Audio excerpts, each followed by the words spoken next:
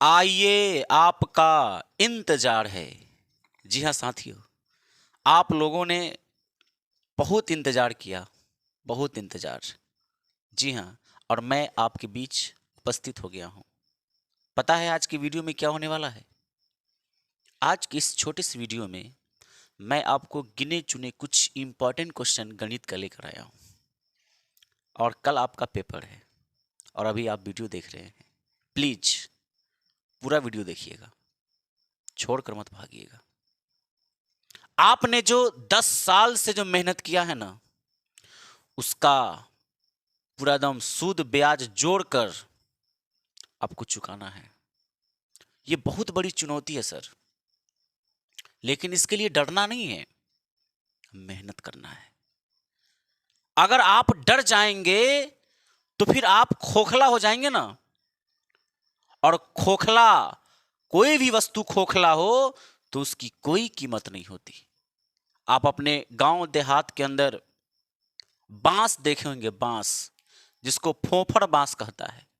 फोफड़ बांस, उसका कोई यूज नहीं होता, उसकी कीमत कम होती है। वही अगर मजबूत बांस है जो फोफड़ नहीं है, उसकी कीमत होती है।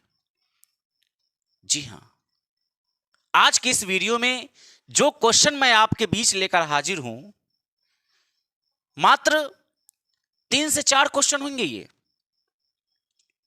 लेकिन इस क्वेश्चन को एग्जाम में आने की पूरी संभावना है साथियों। जी हां, पूरी संभावना है।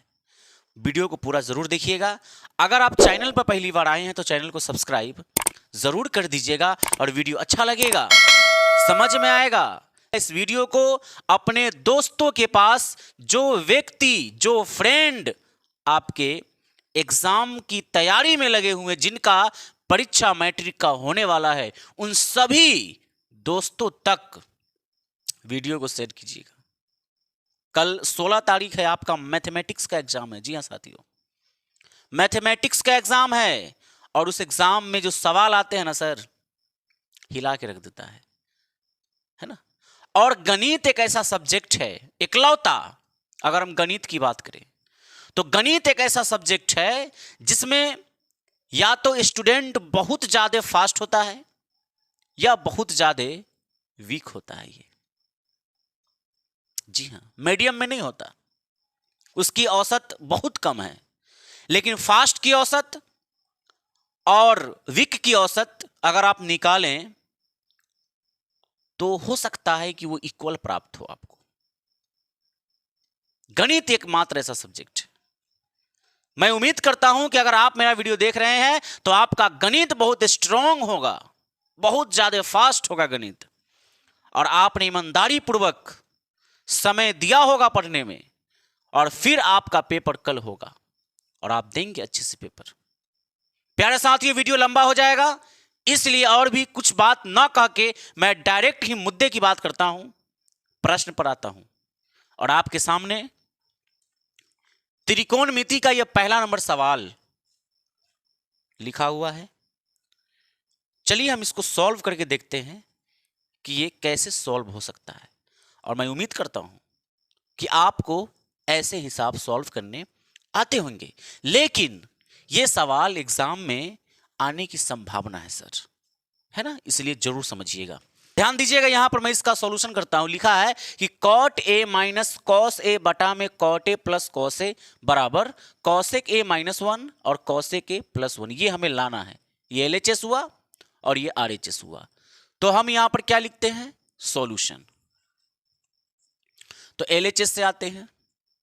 एलएचएस से हमारे पास एलएचएस में क्या है? तो ये पोर्शन है, इसको लिखिए cot A minus cos A बटा cot A plus cos A. ये एलएचएस है सर, और इसको सॉल्व करके मुझे आरएचएस प्राप्त करना है, सिद्ध करना है इस प्रश्न को। चलिए, मैंने हमेशा बताया है, बच्चों को ये एडवाइस दिया है कि त्रिकोणमिति का चाहे सिद्ध करने वाला कोई भी सवाल हो, किसी भी बुक का हो, एनसीईआरटी हो, भारती भवन हो, आलोक पब्लिकेशन हो, चाहे आप किसी भी किताब से पढ़ते हो, ब्रिलियंट हो, किसी भी किताब से पढ़ते हो, त्रिकोणमिति के सवाल को सॉल्व करने के लिए जो सिद्ध करने वाले क्वेश्चन होते हैं उसमें क्या क्या होता है जरा बताइएगा। साइन, कॉस, टैन, कॉट, सेक और कोशेक, यही तो होता है। 2 4 6। आपको क्वेश्चन में क्या देखना है कि अगर प्रश्न में साइन और कॉस नहीं है, इसके अलावा जैसे टैन है, कॉट है, सेक है और कोसेक है, अगर नहीं है, साइन और कॉस नहीं है, ये सब है, तो आपको इन पदों को या तो साइन या तो कॉस में चेंज करना है।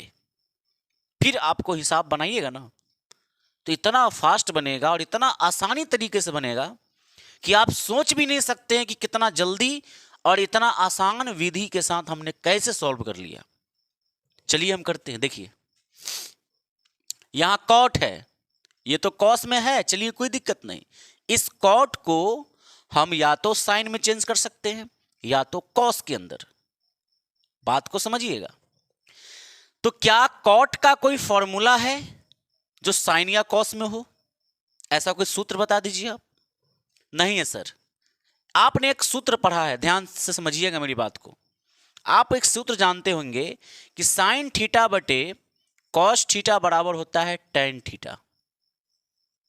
आप ईमानदारी से मेरी बात को सुनिएगा और समझिएगा और बताइएगा भी कि क्या सर ये सूत्र होता है या नहीं होता है।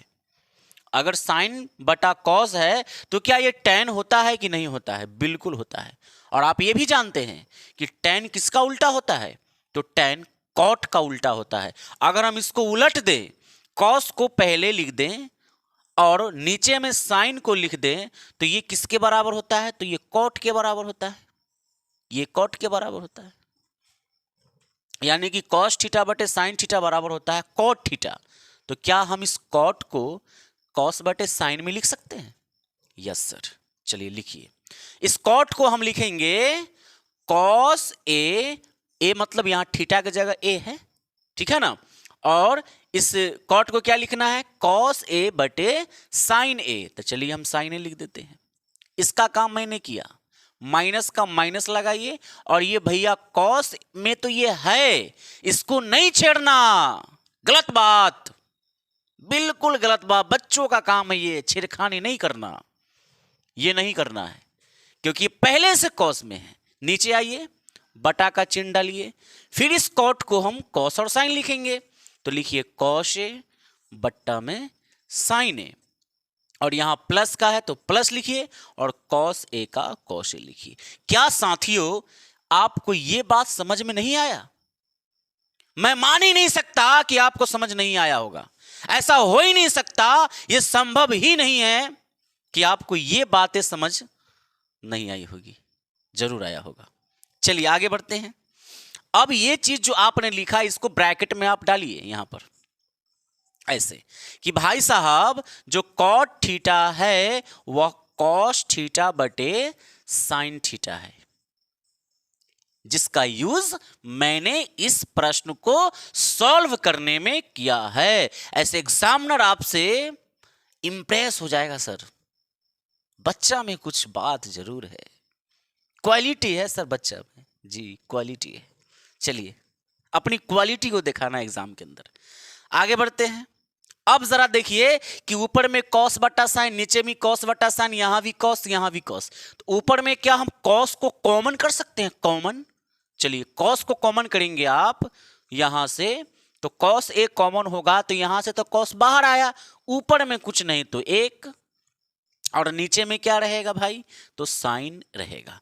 माइनस का माइनस, कॉस को तो आपने खींच लिया, तो यहां पर क्या है सर? नन्ना मुन्ना एक है ना। चलिए और बटा का चिन्ह ऐसे डाल दीजिए। फिर कॉस बटा साइन में से आपने कॉस को कॉमन किया, तो यहां पर 1 बचेगा, सिंपल ऊपर के जैसा, और नीचे में साइन ए, और प्लस में कॉस तो बाहर आया, तो यहां पर 1। किसी तरह की कोई परेशानी जरूर बताइएगा अगर होगी तो। अब यहां कॉस ए से ये कॉस ए चला गया, फिर क्या बचा? जो बचा इसको आप यहां नोट कर लीजिए, चूंकि नीचे जगह नहीं है। चलिए मैं एक स्टेप लिख देता हूं, यहां पर लिख देते हैं, नीचे दिख नहीं रहा, ठीक है। चलिए 1 बटा साइन ए माइनस का 1 बटा 1 बटा साइन ए प्लस का 1। चलिए इतनी बातें आपको क्लियर? Yes sir clear. अब बताइए 1 बटा साइन थीटा यानी कि साइन ए क्या होता है? सर आप जानते हैं ना, ये जो साइन है ना सर, साइन, ये साइन किसका उल्टा होता है? तो कोसेक का उल्टा होता है। यानी साइन थीटा बराबर 1 बटे कोसेक थीटा। तो क्या कोसेक थीटा बराबर 1 बटे साइन थीटा होगा? यस गुरुजी जरूर होगा। तो क्या हम 1 बटे साइन को ये कोसेक लिख सकते हैं? लिखिए, कोसेक और थीटा का मतलब ए है, और माइनस का 1 बटा ऐसे, और 1 बटे साइन फिर से कोसेक ए और प्लस का 1। और यही मुझे लाना था आरएचएस में, और जिसको मैंने किया प्रूव्ड। कोई दिक्कत नहीं। पहला प्रश्न से सर हमने अच्छे तरीके से बनाने का तरीका समझा। एक क्वेश्चन मैंने और भी प्रश्न को सॉल्व करने का तरीका को मालूम किया है सर, ईमानदारी से बोलिएगा। चलिए हम अगला प्रश्न देखते हैं कि कैसा है ये क्वेश्चन। प्रश्न संख्या 2 आपके स्क्रीन पे है साथियों। चलिए हम इसको सॉल्व करते हैं। ध्यान दीजिएगा क्या लिखा है। लिखा हुआ है कि k का मान ज्ञात कीजिए जिसके लिए बहुपद kx² plus x plus k के शून्यक बराबर हो। ठीक है, चलिए सॉल्व करते हैं इसको। सॉल्यूशन में दिया गया है, यहां पर लिखिए, दिया गया है क्या है बहुपद? तो बहुपद है kx² plus x plus k। ये बहुपद है सर, ये समीकरण नहीं है, ये बहुपद है। एक बात बताइए, शर्त में है कि शून्यक बराबर हो, शून्यक बराबर हो।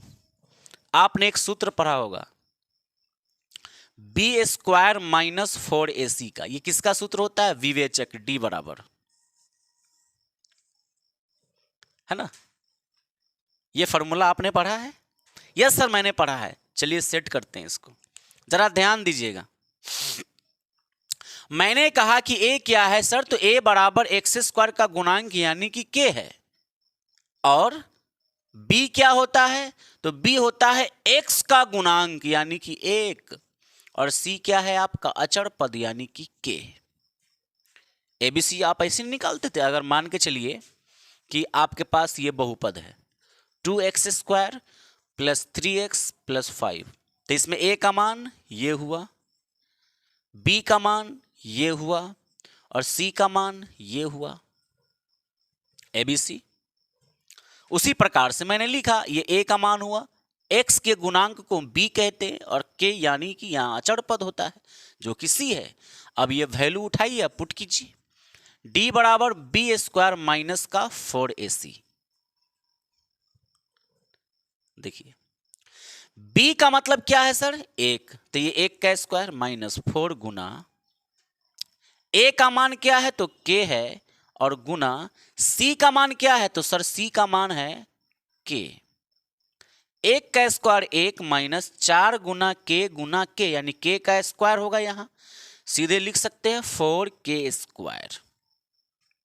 जब d का मान बराबर होता है ना सर, जब शून्य के बराबर हो तो d 0 होता है। क्या होता है? 0। तो आप 0 रखेंगे यहां पर, ठीक है। अब इसको इधर लाइए आप बुला के, 1 माइनस 4k का स्क्वायर, और इस तरफ 0 है, इस एक को पेठाइए उधर, तो माइनस 4k² बराबर 1 प्लस में इधर गया। यहां देखेंगे आप तो ये माइनस से ये माइनस कैंसल आउट हुआ, तो यहां बचेगा 4k² बराबर में 1। तो अगर आपने k का मान निकाला तो 1 और बट्टा में आ जाएगा 4, है ना। ये गुना वाला इस तरफ आ गया भाग में। आगे बढ़ते हैं। k बराबर अगर आप निकालेंगे तो रूट के अंडर क्या आएगा? तो 4 आएगा। क्यों भाई? ये स्क्वायर है तो इधर गया तो रूट बनाएगा। 1 का वर्गमूल क्या होगा सर? तो 1 का वर्गमूल 1 होता है और 4 का वर्गमूल 2, लेकिन प्लस और माइनस में, प्लस और माइनस में। इस तरह आपने देखा सर कि k का मान आया प्लस माइनस 1/2। उम्मीद करते हैं कि आपको ये प्रश्न भी बेरा पार लगा होगा, अच्छे से समझ में आया होगा। अगर अभी तक आपने वीडियो को लाइक नहीं किया तो जरूर लाइक कीजिए, और अगर शेयर नहीं किया तो जल्दी से शेयर कीजिए। हो सकता है कि आपके एक शेयर से किसी भी लड़के या लड़की की जिंदगी सर जो है बर्बाद होने से बच जाए, वो अच्छे तरीके से सॉल्व करने का आदी बन जाए। जरूर कीजिए। क्वेश्चन नंबर 3 मैं लिख नहीं पाया हूं बोर्ड पे, क्योंकि क्वेश्चन बहुत बड़ा है, लिखने में थोड़ा ज्यादा समय लगता है, इसलिए समय न गवाते हुए आपके स्क्रीन पे दिख रहा होगा प्रश्न, मैं पढ़ता हूं, ध्यान दीजिएगा। एक पेटी में 90 डिस्क हैं जिन पर 1 से 90 तक संख्याएं अंकित है। यदि इस पेटी में एक डिस्क निकालने पर डिस्क पर अंकित संख्या 2 अंकों की एक संख्या प्राप्त होने की प्रायिकता ज्ञात करें। बड़ा मजेदार प्रश्न है भाई। एक पेटी है जिसमें 90 डिस्क रखा हुआ है ना। ध्यान दीजिएगा, ये प्रश्न संख्या कितना है, तो ये 3 है, ठीक है। डिस्क कितना है, डिस्क, तो डिस्क हो गया आपका 90। क्लियर है, आगे बात करते हैं। जिन पर 1 से 90 तक की संख्या अंकित किया हुआ है। एगो पेटी है, उसमें डिस्क रखा हुआ है, और हर एक डिस्क पर 1 से लेकर 90 तक अंक, किसी में 1, किसी में 2, किसी में 3, इस तरह 90 तक 90 गो डिस्क है। 90 पर 90 तक मतलब जितने भी डिस्क है सब पर अलग अलग नंबर 1 से 90 तक लिखा हुआ है। क्लियर। यदि इस पेटी में से एक डिस्क निकाला जाता है, यानी निकालने पर डिस्क पर अंकित संख्या 2 अंकों की एक संख्या आया है। बड़ा हिसाब किताब का क्वेश्चन है। तो बोला है कि प्राप्त अंक मतलब प्राप्त होने की क्या प्रायिकता, जो 2 अंकों की संख्या प्राप्त हुई उसकी प्रायिकता बताइए। सपोज कीजिए ना कि भाई ये डिस्क है और किसी पर 1 लिखा है, किसी पर 2 लिखा है, किसी पर 3 लिखा है, किसी पर 4, किसी पर 5, किसी पर 6, इस तरह 90 तक लिखा है, एगो पेटी में रखा हुआ है। आंख बंद करके एगो डिस्क को बाहर निकाला गया तो उस डिस्क पर 2 अंकों वाली संख्या था, 2 अंकों वाली संख्या, तो उसकी क्या प्रायिकता है भाई, ये सवाल है आपका। क्या प्रायिकता है इसकी, जरा आप मुझे एक बात बताइए। प्रायिकता होता क्या है सर? सर प्रायिकता का फॉर्मूला मैं जानता हूं। प्रायिकता क्या होता है? प्रायिकता का फॉर्मूला आने की संभावना बट्टे कुल संभावना। कुल संभावना, आने की संभावना बटे कुल संभावना। कुल संभावना कितना है? 90। कुल, आप इसको कुल परिणाम भी कह सकते हैं। अनुकूल परिणाम बटे कुल परिणाम, ये भी आप लिख सकते हैं, नो प्रॉब्लम। तो भाई कुल तो 90 है, इस 90 में से एगो डिस्क ऐसा खींचा गया जिसमें 2 अंकों वाली संख्या थी। भाई एक ही डिस्क है, तो उसकी प्रायिकता क्या है यह आपसे पूछा है। प्रोबेबिलिटी क्या है उसकी, ध्यान दीजिएगा आप।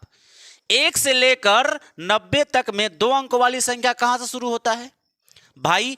1, 2, 3, 4, 5, 6, 7, 8, 9, ये सब तो 1 अंक वाला ना है भाई। डिस्क ऐसा खींचा गया है जिस पर 2 अंकों वाली संख्या लिखा हुआ था, यानी कि स्टार्टिंग कहां से? 10 से भाई, 10 से स्टार्ट है, 10 से, यानी 10 लिखा हो सकता है, 11 होगा, 12 होगा, 13, यानी कि ये कहां तक होगा? तो 90। 90 भी तो 2 अंक वाली संख्या है। तो एक बात बताइए कि 90 डिस्क में ये नंबर तो हमारे काम का नहीं है, क्योंकि हमको तो 2 अंकों वाली संख्या का प्रायिकता बताना है। तो ये कितने नंबर है? 9 गो। तो 90 में से इसको घटा दीजिए भाई, इसका कामे का नहीं था, रखने से क्या फायदा। चलो भाई जाओ, तुम साइड हो जाओ। तो 90 में से 9 घट गया, 90 में से 9 गया तो बचा 81। कितना बचा? 81 को ऐसा डिस्क है जिस पर 2 अंक वाली संख्या लिखा हुआ है, उसी में से कोई एगो डिस्क बाहर खींचा गया है। जी हां, ऐसे डिस्क नहीं खींचे गए हैं, ये तो 1 नंबर वाला डिस्क है, एगो नंबर अंकित है उस पर। हमको तो 2 अंकों वाली नंबर डिस्क की बात किया गया है। तो ऐसे 81 डिस्क होंगे जिस पर 2 अंक लिखा होगा, डबल डबल अंक होगा। बात समझे कि नहीं? तो प्रोबेबिलिटी क्या है इसकी?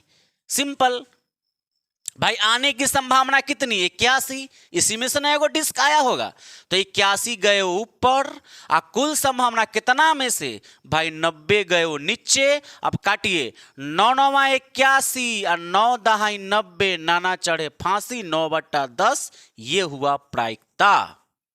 देखिए एक बात बताइएगा, प्रायिकता का मान ना हमेशा 0 और 1 के बीच होता है, हमेशा 0 और 1 के बीच होता है। 1 से बड़ा ना मान कभी नहीं आ सकता है प्रायिकता का। प्रायिकता का वैल्यू कभी 2 हो ही नहीं सकता। अगर आ रहा है आपको 2 तो गलत है। ये 9/10 जो है ना, ये 0 और 1 के बीच का वैल्यू है। समझ रहे हैं आप? चलिए आगे बढ़ते। इतना ज्ञान आपको होगा, अगर आप गणित पढ़े होंगे तो ये तो पता ही होगा आपको। तो भाई साहब ये आंसर आ गया, यानी कि 2 अंकों वाली प्राप्त संख्या वाला जो डिस्क होगा उसकी प्रोबेबिलिटी 9/10 है।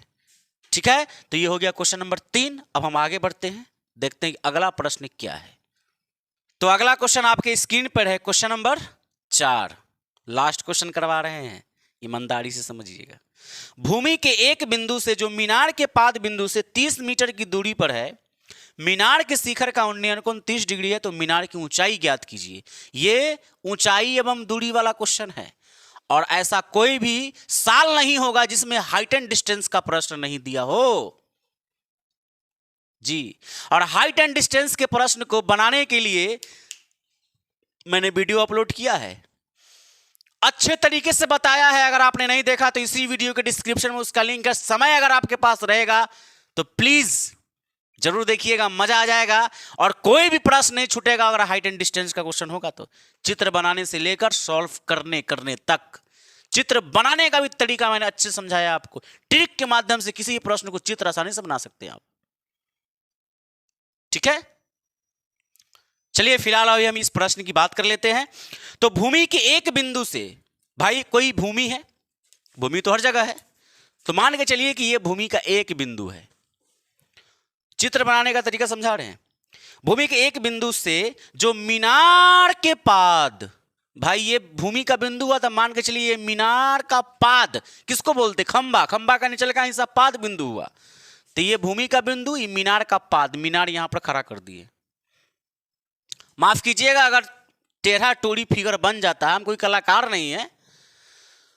तो ये भूमि का बिंदु, ये मीनार का पाद, यहां से लेकर यहां की दूरी देले है।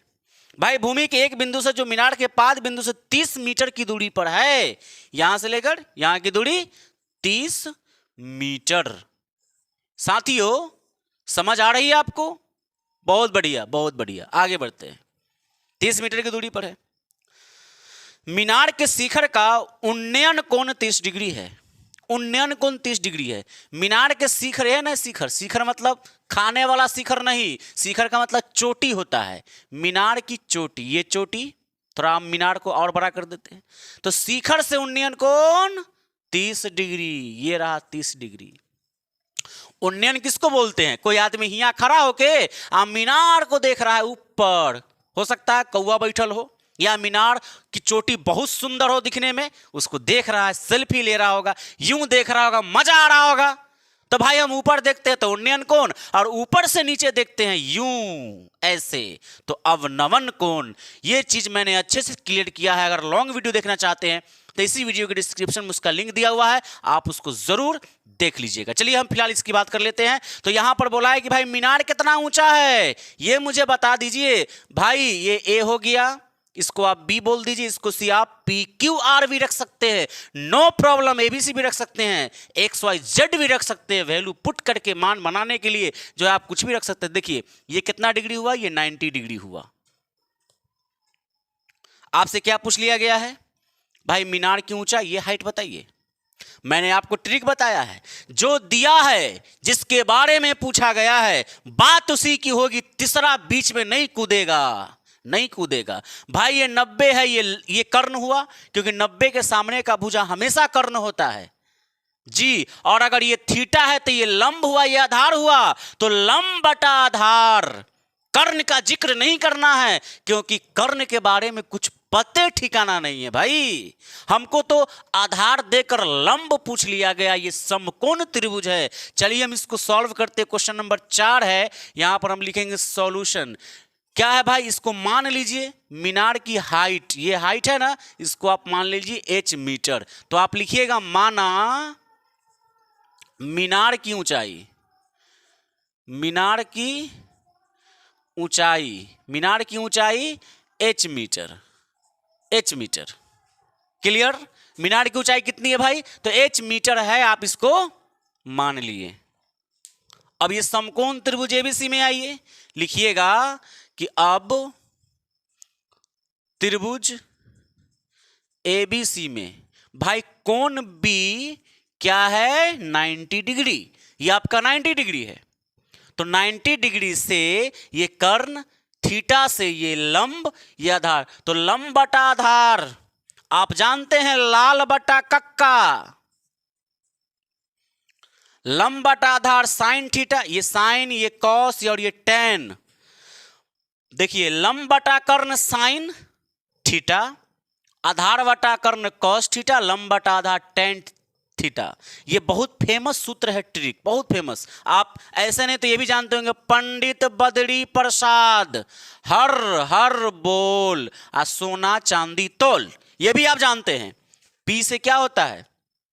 पी से, और भाई पी से क्या होता है? पी से लंब होता है, लंब, जिसको आप परपेंडिकुलर कहते हैं। और एच से हाइपोटेनस, बी से बेस, एच से हाइपोटेनस, ये चीज। चलिए आप किसी तरीके से आप समझ सकते हैं कि लंब बटा आधार क्या होता है, आधार बटा कर्ण क्या होता है, लाल बटा कक्का हो, चाहे पंडित बद्री प्रसाद हर हर बोल सोना चांदी तोल, ये जो भी हो, इसको से आप याद रख सकते हैं। ध्यान दीजिएगा।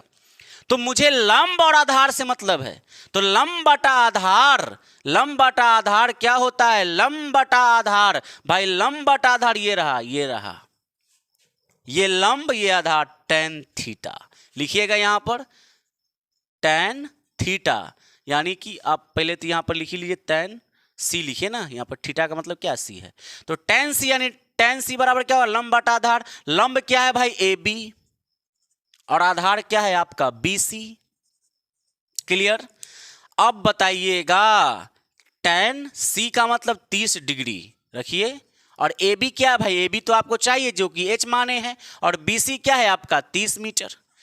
टेन 30 का मान कितना डिग्री होगा? 1/√3। टेन 30 का मान 1/√3। अगर मान सारणी याद नहीं है भैया, कल है आपका परीक्षा, याद कर लीजिए, उसी में भलाई है, उसी में भलाई है। त्रिकोणमिति का 700 ग्राम का हिस्सा जो है ना, वह मान सारणी है। अगर त्रिकोणमिति पूरे 1 किलो का है तो 700 ग्राम उसका मान सारणी है, खाली बच गया 300 ग्राम में ही कुछ कुछ है, इसीलिए याद रखिएगा। चलिए अब h का गुना √3 से तो बन गया h√3 और बराबर 30 का गुना यहाँ से, तो भैया ये हो गया, डिग्री कला लगा दिए, यहाँ से इसको गुना कीजिए तो 30 हो गया। अगर आप h का मान निकालेंगे तो 30/√3, क्योंकि ये गुना में है, भाग में आ गया। क्या आंसर हो गया भाई? h का हमने h किसको माना था? मीनार की ऊंचाई, मैंने h का मान निकाला, लेकिन बट्टा में √3 नहीं रहता है, आपको शायद जानकारी होगा। जी हाँ साथियों, तो क्या करना है? इसका हरों का परिमेयकरण आपको पता होगा सर, आप कक्षा 9 से पढ़ते आ रहे होंगे। हरों का परिमेयकरण कैसे होता है? हर मतलब ये √3 को ऊपर से और एक बेर नीचे से रख के दाया बाया कीजिए, उसको कहते हैं हरों का परिमेयकरण, यानी ऑपरेशन, ऑपरेशन करना।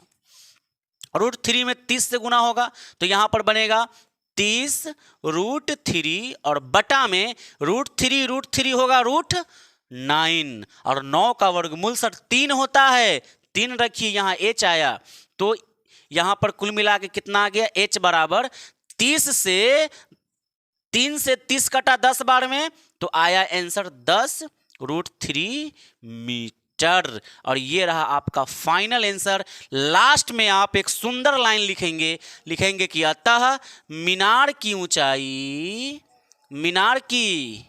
ऊंचाई कितना, तो 10√3 मीटर। और यही आपका हो गया खूबसूरत और ब्यूटीफुल जवाब। प्यारे साथियों, ये 4 प्रश्न इंपॉर्टेंट क्वेश्चन था जो मैंने आपको बताया, समझाया, सिखाया, मतलब सब कुछ कराया। अगर आप बिलीव करते हैं इस प्रश्न पर, तो जरूर आप बिलीव करके इस क्वेश्चन को सॉल्व करने का आदी बनिए। आपके पास समय नहीं है, बिल्कुल आप एकदम खड़े हैं, बिल्कुल खड़े हैं, ऐसे धार पे खड़े हैं। बस एक रात की बात है, रात खत्म, बात खत्म। जो आपने सीखा, जो जाना, जो याद होगा, वही आपका काम आएगा। प्यारे साथियों, धोखा मत दीजिए किसी को और पढ़ाई पर लगे रहिए। और ये नहीं कि भर रात जाग के आपको पढ़ाई करना, ये गलत बात है। अच्छे स्टूडेंट ऐसा नहीं करते, फुल नींद लेते हैं, वो आपको भी लेना है। क्योंकि अगर रात भर जाग के पढ़िएगा तो दिन में झपकी मारिएगा, हुआ लेर गिरेगा क्वेश्चन पेपर पर। ऐसा नहीं करना है। साथियों, वीडियो प्यारा लगा, अच्छा लगा तो इस वीडियो को लाइक करना मत भूलिएगा। अगर चैनल पर पहली बार आए तो चैनल को सब्सक्राइब करके इस वीडियो को शेयर जरूर कर दीजिएगा। मिलेंगे हम आपके साथ एक नए वीडियो में, एक नए टॉपिक के साथ। तब तक के लिए जय हिंद, जय भारत, वंदे मातरम।